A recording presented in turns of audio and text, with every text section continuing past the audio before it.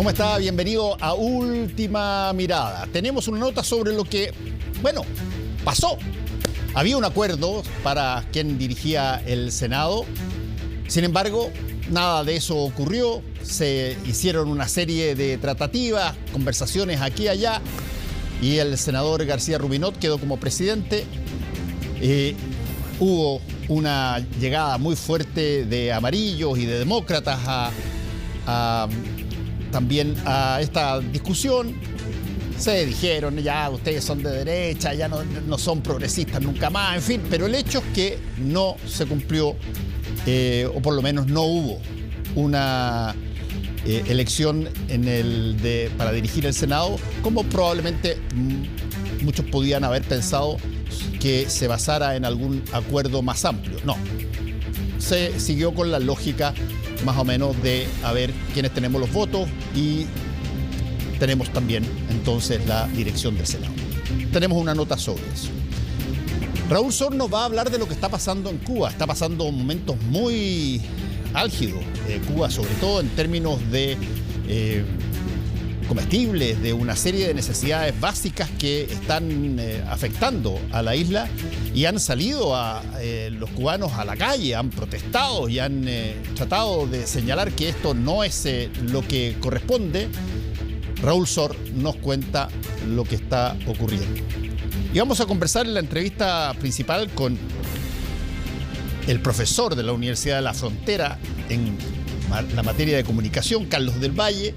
Muchas gracias por estar con nosotros, Carlos. Y veo que sacaste un libro nuevecito, La construcción mediática del enemigo. Así es. Mira, es bien interesante el concepto que tú tienes en el título del libro. Yo aquí he dicho varias veces que hoy día, como yo no había visto con tanta masividad en muchas partes del mundo, si tú quieres obtener un cargo político alto o superior, tienes necesariamente que identificar a un enemigo. Tienes que bestializarlo lo más posible, deshumanizarlo verbalmente o como sea, pero de la forma más absoluta. Ya deja de ser humano, pasa a ser humanoide. Así es. Y eso da buenos réditos. Tú ves lo que hizo Trump en un momento dado, lo que hace Milei hoy día, lo que hizo Bolsonaro también, lo que se hace en Europa, si esto no es un problema solamente de Latinoamérica. Aquí hay bastantes candidatos que ya tú vas a ver en las próximas elecciones que van a salir, pero blandiendo machetes y diciendo, síganme a mí porque yo rompo todo y los echo abajo, y los narcos, pero se van todos degollados.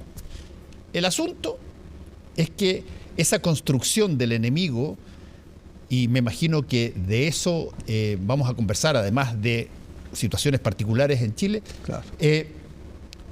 ¿Qué cosas trae que son inconvenientes? El que tú identifiques a alguien a quien tú le eches la culpa de todo porque tú no eres responsable de nada.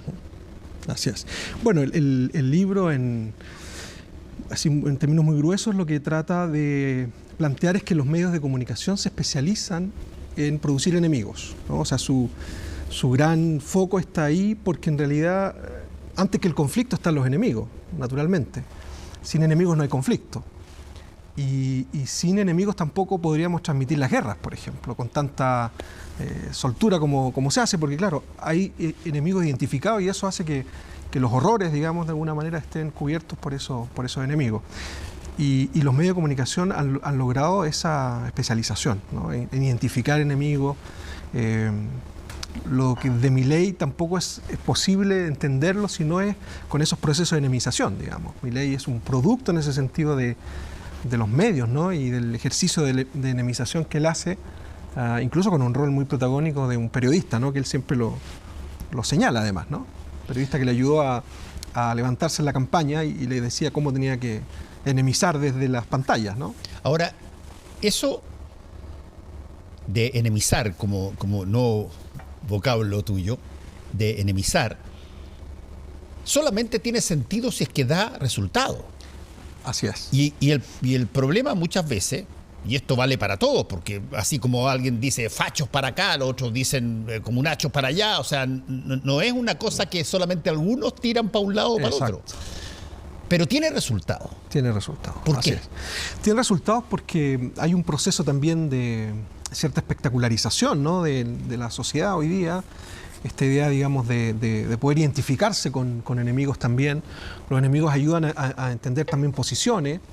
Y como tú bien dices, son de ida y vuelta. O sea, los enemigos están para ambos lados, ¿no? Que es un poco lo que a veces cuesta identificar en los mismos conflictos que tenemos en el país, ¿no? O sea, hay enemigos de un lado y otro, y eso permite también que los conflictos se eternicen de alguna manera, ¿no? Mientras los enemigos estén ahí presentes, identificados, el conflicto sigue latente. Por ejemplo, nosotros tenemos hoy día una situación que es preocupante, la gente tiene resquemor por lo que está pasando en materia de seguridad. Claro. Y tú tienes un montón de gente que acude rápidamente al fenómeno de los inmigrantes. Claro. Ahí tenían los enemigos y esos son... Sin los inmigrantes no teníamos problemas. Otros miran con un poquito más de amplitud a la propia ciudadanía y por qué está pasando determinadas cosas. Desde ese punto de vista,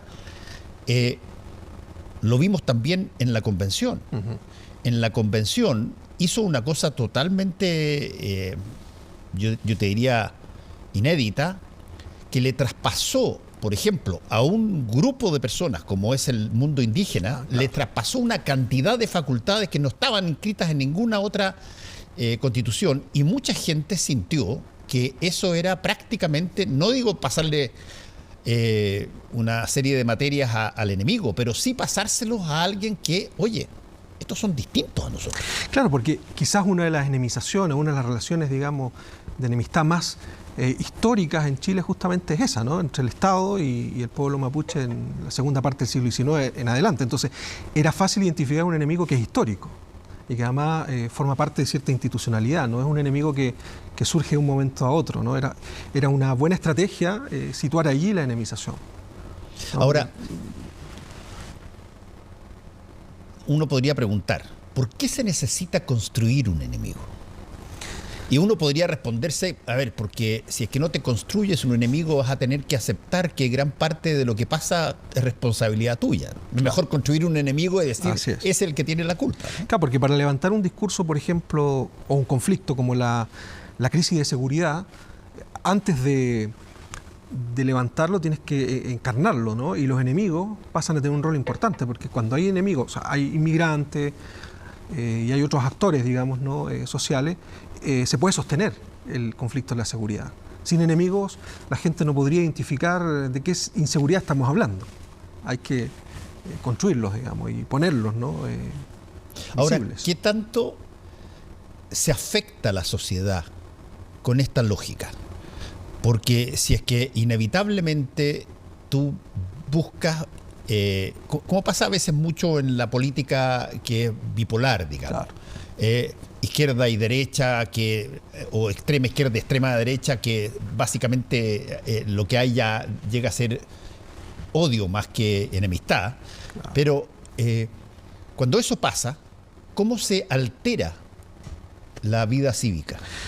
Porque queda una suerte, diríamos, de herida, ¿no?, profunda en la sociedad, porque esa relación de enemización, cuando tiene una historia, ¿no? O sea, estamos hablando de no cuestiones coyunturales, espontáneas de las últimas décadas, estamos hablando de fenómenos bastante más antiguos, entonces obviamente la sociedad se daña, digamos, en todas sus relaciones. O sea, en algún momento puede resultar de interés, de estrategia, levantar un enemigo para sacar una campaña política adelante, pero resulta que lo que va quedando en la sociedad son esas relaciones.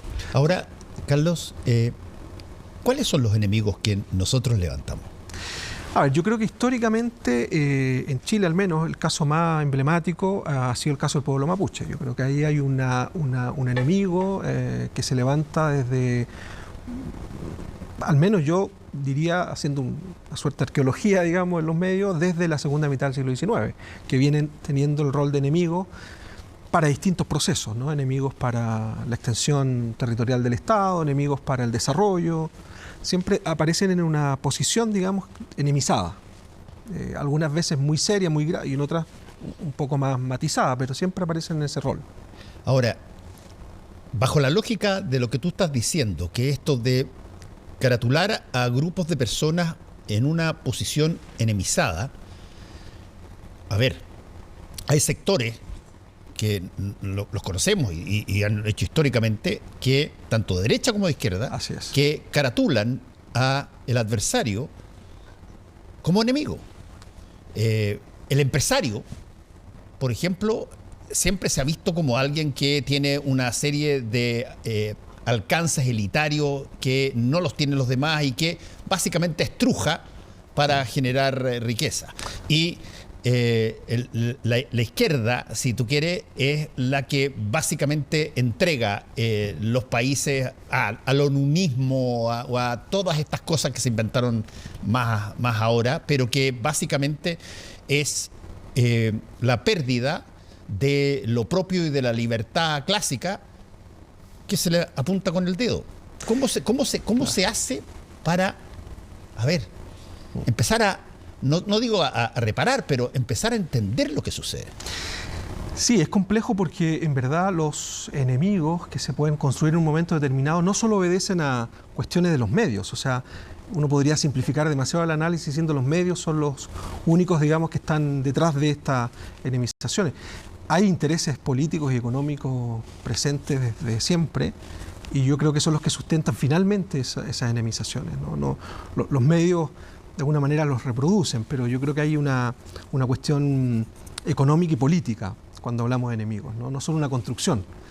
Entonces, como los intereses económico-políticos van a estar siempre atravesando, pues van apareciendo, ¿no? O sea, lo que tú planteas muy bien, el caso de los empresarios, aparecen como enemigos también en ciertos sectores, o el Estado aparece como un enemigo, y que lo vimos muy claramente en el caso del gobierno actual, ¿cierto? Cuando intenta acercarse a las comunidades indígenas y va a la zona, no asume que el Estado es el enemigo de ese grupo, ¿no? Entonces el que va llegando allá es el enemigo, no es el aliado que estuvo con ellos, digamos, en las protestas, ¿no? En las movilizaciones. Es el Estado que es el enemigo. Mira, histórico. Yo viví casi 5 años en el estado de Texas, en Estados Unidos, donde se daba una situación de relación, pero que era una relación que, si bien tenía variables estrictamente humanitarias, también tenía variables económicas muy fuertes. Así es. Ellos eran los depositarios de, por ejemplo, hacer casinos. Los casinos en buena parte del sur de Estados Unidos están manejados por diferentes tribus. Claro. Se les pasaba eso, con lo que significaba el recurso. Y de esa manera se empezaron a limar asperezas que cada cierto tiempo siempre había. El caso de la guerra civil en Estados Unidos entre gente pro esclavismo y no esclavismo, todavía de alguna manera tú lo ves. O sea, el Ku Klux Klan existe. Claro. Llama públicamente a sus reuniones y tú vas. Por lo tanto, hay una situación donde cómo enfrentar este enemismo, claro, no necesariamente hay muchas ganas de que termine el enemigo. No, porque eso permite perpetuar muchas actividades, digamos, políticas y económicas. Pensemos, por ejemplo, en las guerras y la necesidad de enemigos para justificar las guerras, ¿no? Por eso las enemizaciones aparecen ahí con cierta frecuencia y hoy día lo estamos viendo. Claro, lo estamos viendo, ¿cierto? En Medio Oriente, en Europa Oriental, también en el caso de Ucrania, Rusia. O sea, los enemigos siempre están allí y justifican, yo diría, las acciones bélicas, ¿no? Y es más, yo creo que los enemigos permiten que nosotros no veamos el horror de la guerra, porque lo que vemos es un enemigo que cae, que se elimina, no vemos un horror, digamos, ¿no? Y los medios de alguna manera lo que hacen es significar eso, ¿no?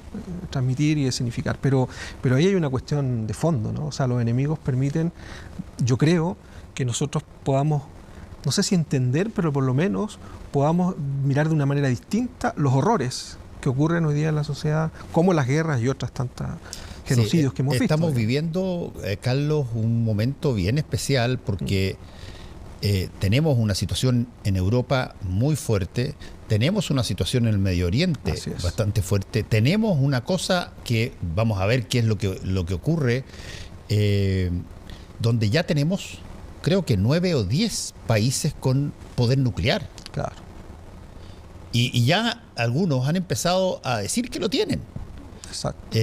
Lo que de alguna manera compromete, si tú quieres, lo que antes era una reyerta, qué sé yo, básicamente tuya y mía, con un problema que eventualmente afecta a todo.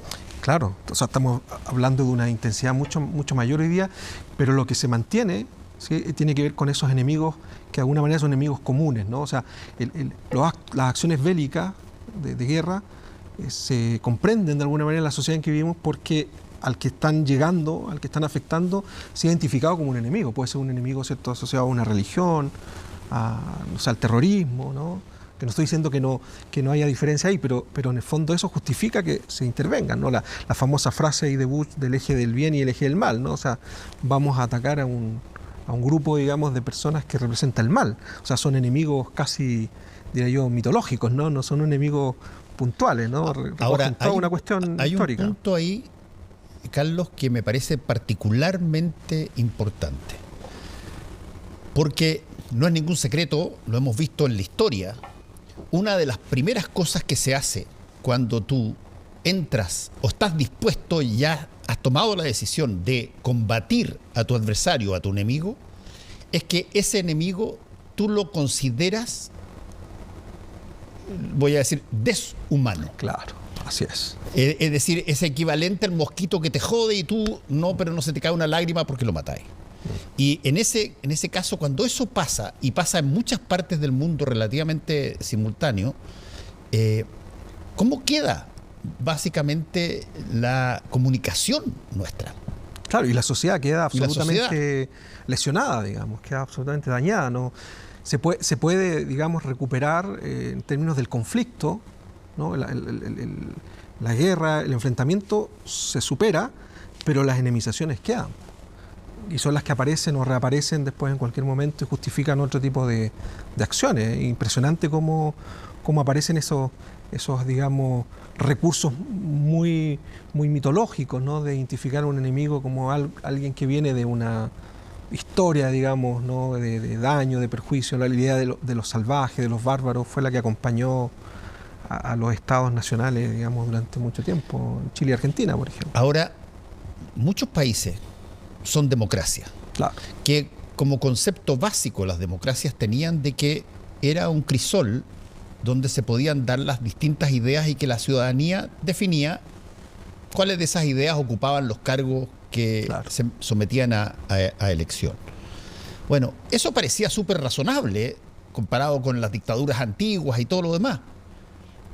Pero hoy día también la misma democracia está remeciéndose en términos del favoritismo ciudadano. Claro, porque en las democracias, incluso el derecho penal que existe en las democracias, es un derecho que hace una distinción entre el ciudadano y el enemigo. De hecho, hay algunos autores que lo plantean explícitamente como una necesidad que deben tener las democracias de identificar dentro de su derecho penal cuáles son los enemigos. Por eso aparecen estas leyes de excepción de pronto, ¿no? Que se pueden aplicar a un grupo, ¿no? Leyes antiterroristas, leyes de seguridad del Estado, van orientadas específicamente a enemigos que se identifican en un momento determinado, ¿no? Y eso forma parte del derecho penal, digamos, en una sociedad democrática. Pero eso no parece ser algo, digamos, negativo. Negativo, claro. Claro, tú en determinadas circunstancias necesitas, tienes que identificar quién es la persona o el grupo de personas que explícitamente te dice o te hace situaciones como el terrorismo, por ejemplo. Por supuesto. Pero ahí tenemos cómo en la estructura y en la construcción de la democracia se necesita hacer esa identificación. Y se habla, digamos, derechamente de un derecho penal para el enemigo, digamos.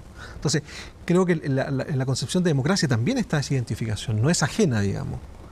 Ahora, dime una cosa, ¿qué tanto históricamente, que me perdonen mis tíos curas, pero qué tanto, por ejemplo, hay variables que generan esta separación entre los buenos y los malos? En un momento dado eran, qué sé yo, los que estaban bautizados, claro, y los que eran, qué sé yo, absolutamente fuera del reino de Dios. Las religiones siguen siendo hoy día una de las materias más potentes en la situación de de crear enemistad concreta. Claro. Lo estamos viendo en Medio Oriente todo el tiempo. Por supuesto, y la Guerra Santa de la que hablaba San Agustín no era otra cosa que justificar, ¿no? Que se podía hacer guerra cuando estaba, digamos, una cuestión religiosa de fondo, ¿no? Entonces, yo creo que todavía en muchos grupos se sigue sosteniendo eso, ¿no? O sea, es decir, hay algunas características de ese otro enemigo que justifican que se actúe en contra de ellos, ¿no? El tratamiento del hereje, ¿no? Bueno, hoy día se habla de infieles, los musulmanes hablan de infieles para referirse a Occidente, a nosotros, digamos. Entonces, obviamente esa categoría de infiel no es una categoría de amigos, es de enemigos, digamos, que yo me puedo por ahora, digamos, tratarla y referirme incluso con humor. A mí, algunos amigos, digamos, de países musulmanes me dicen, ¿cómo está mi amigo infiel?, digamos. Puede ser jocoso, pero en verdad en algún momento eso puede salir con otra fuerza, ¿no? Ya los infieles no son, no pueden ser amigos, digamos. Tienen que ser enemigos. Esta característica de nuestra especie que tú has descrito y que me imagino está descrita en tu libro, ¿tuvo alguna vez alguna posibilidad de que fuera de otra manera? Yo creo que no. Yo creo que es parte casi, digamos, de la condición humana, digamos. Y uno puede ir a registros de todo tipo, digamos, desde religioso, arqueológico, digamos, para darse cuenta cómo siempre se ha identificado enemigos. Se ha identificado para poder justificar, digamos, ciertas acciones, que van a variar naturalmente de intensidad, pero van a ser acciones dirigidas a enemigos. Enemigos que son los que viven en algún lugar y que yo necesito identificarlos así para poder, por ejemplo, atacarlos, ¿no? Ya, pero ahí tiene que existir otro factor, creo yo. Yo creo que tú puedes tener adversarios en determinada materia. O sea, en un partido de fútbol tú tienes un adversario, que no es tu enemigo. Pero es un adversario que trata de ganar el partido y tú tratas de ganar con ello. Okay. Claro. Pero cuando tú identificas a alguien como enemigo,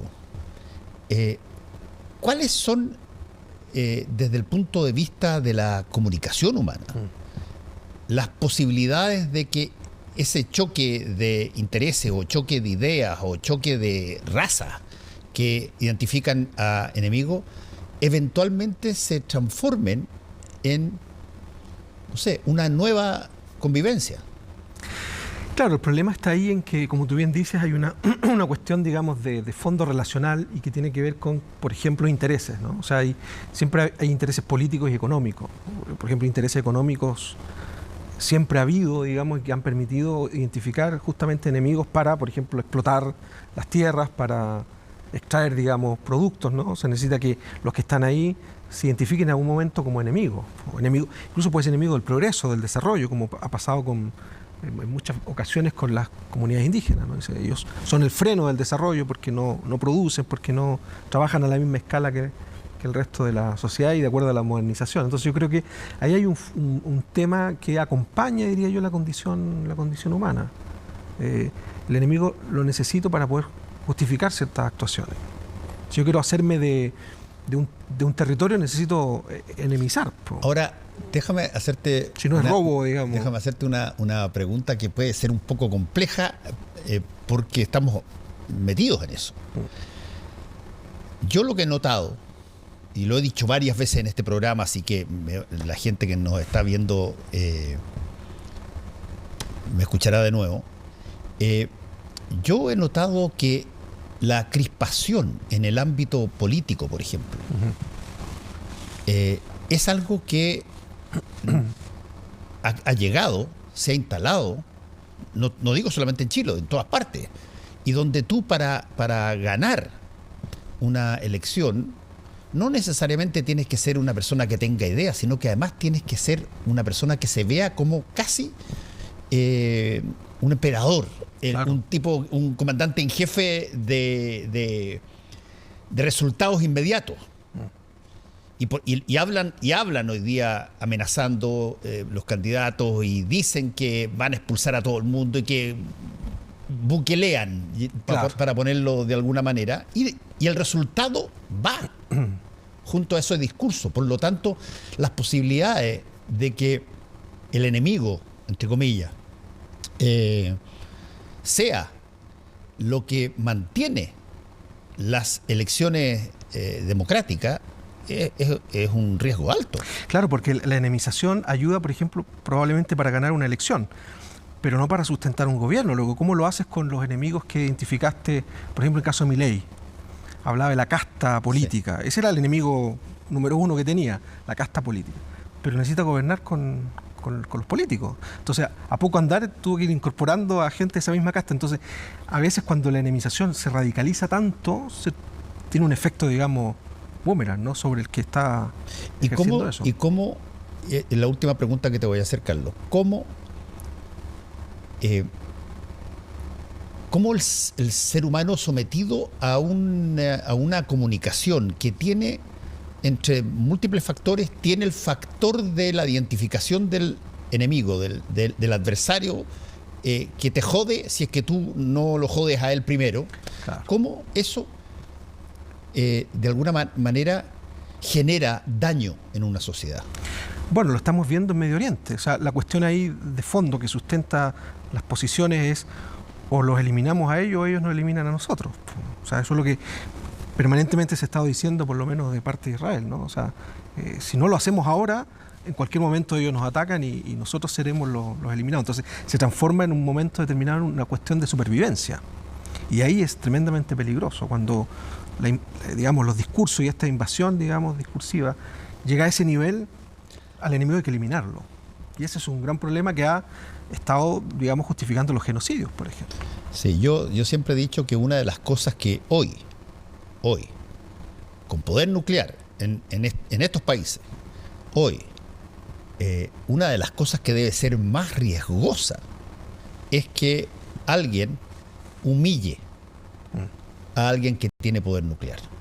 Tú lo puedes vencer, tú lo puedes, incluso puedes negociar con esa persona, pero si es que lo humillas, el riesgo que tú corres es que apriete el botón y diga: ya váyanse toda la mierda, chao. Porque esa humillación, en el fondo, va reforzando una enemización. O sea, se basa en que es un enemigo, pero a lo mejor un enemigo sin mucho poder, lo cual hoy día, como tú bien planteas, cuando hay bombas nucleares, no hay enemigos pequeños, digamos. Todos pueden estar a un mismo nivel en este minuto, ¿no? No es como en otras épocas donde el enemigo probablemente tenía muchas carencias, digamos, ¿no? Y entonces era fácil derrotar. Hoy día no hay enemigo. Última pregunta que te hago, Carlos. ¿Cómo se trabaja? Incluso desde la escuela o desde la niñez, en el trabajo, ¿cómo se trabaja la humanización permanente de la sociedad para que no vayamos por el atajo fácil de encontrar rápido a un enemigo y cargarle todos los dardos a él, y así yo soy libre y puedo hacer lo que quiera? Bueno, primero asumiendo las responsabilidades que cada uno tiene, digamos, ¿no? O sea, porque eso evita que yo tenga que buscar responsables donde yo probablemente lo sea. Pero ese es un tema no muy fácil de resolver, no es cultural. Pero, por ejemplo, evitando evitando, por ejemplo, los estereotipos, las estigmatizaciones del otro, yo creo que es una forma, porque al final esos estereotipos, esos estigmas, se van reforzando de tal manera que ya toman la corporalidad de un enemigo, que tiene estos rasgos, que hace esto. Ahí te van a acusar de ser buenista. Claro, probablemente. Pero yo no veo otra opción para evitar esta cuestión que nos tiene en un precipicio al borde, digamos, ¿no? Yo no veo si seguimos relacionándonos como enemigos, no veo mucho futuro, digamos, ¿no? Porque... Bueno, si quieres saber más de esto, el libro de Carlos del Valle, La construcción mediática del enemigo, ya está listo. En la calle. Exactamente. Muchas gracias. Muchas gracias por la invitación. Que te vaya bien. A ver, tenemos una nota sobre lo que ocurrió en la mesa del Senado. La mesa del Senado desde hace mucho tiempo es fruto de una negociación entre los distintos grupos políticos. A veces quedan todos relativamente conformes, se considera que es una cosa así, hasta que de pronto puede llegar algún grupo de personas con más votos que otros y tiene mayoría y no quiere negociar esta presencia ejecutiva del Senado, y algo así parecido pasó. Esta vez se pensó que quizás podía haber una conversación que diera algún consenso amplio. Aparentemente eso no llegó a puerto. Veamos la nota sobre la presidencia del Senado. La oficina de la vicepresidencia del Senado. Una oficina y una vicepresidencia que por acuerdo no le correspondía, pero que tras lo vivido en la elección de la mesa del Senado quedó sorpresivamente en manos del demócrata Matías Walker. ¿El senador Huanchumilla lo había invitado? No. Nunca me había invitado. Bueno. Usted no me invita. Estas oficinas están abiertas para la prensa, como siempre. El nuevo inquilino de la vicepresidencia incluso buscó descomprimir la tensión con un ex compañero de partido, después de la tensa sesión del miércoles. Es que tú no puedes irte del partido donde tuviste un cupo y trasladarte a la vereda contraria y llevarte ese cupo en una comisión tan importante como Hacienda. Los acuerdos significan para ambas partes que deben ser honorablemente cumplidos. Y eso fue lo que no sucedió. Por acuerdo correspondía que llegara a presidir la mesa del Senado el PPD, pero por poner en duda el cupo de la senadora Jimena Rincón en la Comisión de Hacienda, este se rompió. Y así Demócrata se alineó con Chile Vamos. Aquí se habla mucho de incumplir acuerdos, pero no se mira el conjunto de acciones que debieron acompañar ese acuerdo. Aquí el Senado haya abandonado un camino de acuerdos que, por cierto, le hacía bien a la gobernabilidad de nuestro Senado, pero que además proyectaba en el ambiente político una forma distinta de hacer las cosas. Una ruptura que también repercutió en los cambios que se esperaban en la Comisión de Hacienda. Queda rechazada la renuncia por 3 votos en contra, un voto a favor y una abstención. Bien, punto resuelto. El PPD Lagos Weber y el PC Daniel Núñez habían acordado su renuncia a la Comisión de Hacienda, pero las acusaciones cruzadas en el hemiciclo del Senado y que el oficialismo perdiera la presidencia dejó fuera de la instancia a Jimena Rincón y Felipe Kast, aunque Evópoli pide que se cumplan los procesos. Después de la votación es que el Partido Comunista pide retirar la firma y claramente, como en cualquier pareo, eso no es posible hacerlo. Cuando tú retiras la firma y hay 2 firmas, requiere que ambas partes estén de acuerdo. Pedimos retirar nuestra firma y creemos que hay una falta ética del jefe del comité de Evópoli que firma un traspaso que es parte de un acuerdo y después lo incumple al no votar por la presidencia de Pedro Araya. Una comisión que tendrá un desafío complejo en la tramitación de la reforma previsional. Es bastante difícil que una reforma de pensiones, al menos de las características que venía de la campaña política, cuando Gabriel Boric salió electo, sobreviva. Un camino cuesta arriba que en La Moneda tienen claro. Por eso, para el oficialismo era fundamental que los acuerdos se cumplieran. Y la confianza en toda dimensión es fundamental para que la sociedad funcione bien. Cuando se rompe la confianza, como lo hizo la derecha ayer en el Senado, las instituciones se debilitan. Una de las grandes capacidades, fortalezas que tiene Chile es que es un país donde, a pesar de que tengamos muchas diferencias y muchos problemas, este tipo de cosas no pasaban. Lo que sí pasará tras lo ocurrido en el Senado es el pacto político entre Chile Vamos, republicanos, y el partido que lidera Jimena Rincón, demócratas. Va a ser con amarillos en las elecciones municipales, sin perjuicio que nosotros podemos explorar acuerdos con otras fuerzas políticas como Chile Vamos en aquellos municipios donde nosotros creemos que se requiere un nuevo liderazgo. Ese era, dicen en el oficialismo, el objetivo que se persiguió al desconocer el acuerdo de gobernabilidad en el Senado, un incumplimiento que para muchos es inédito en la relación que se había mantenido en la corporación y que ahora podría replicarse en la elección de la presidencia de la Cámara de Diputados, donde otra vez la oposición busca dejar fuera de la testera al Partido Comunista. Hacemos una pequeña pausa y volvemos con el análisis internacional de Raúl Sor.